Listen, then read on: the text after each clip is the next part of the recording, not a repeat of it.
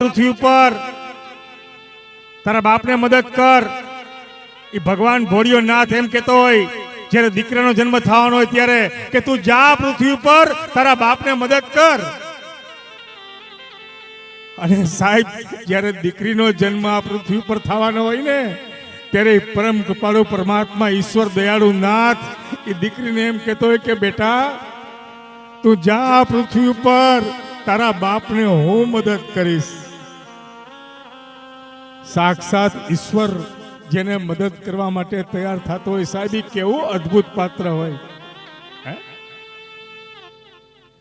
માને દીકરો બહુ વાલો હોય સાહેબ અને બાપને દીકરી બહુ વાલી હોય.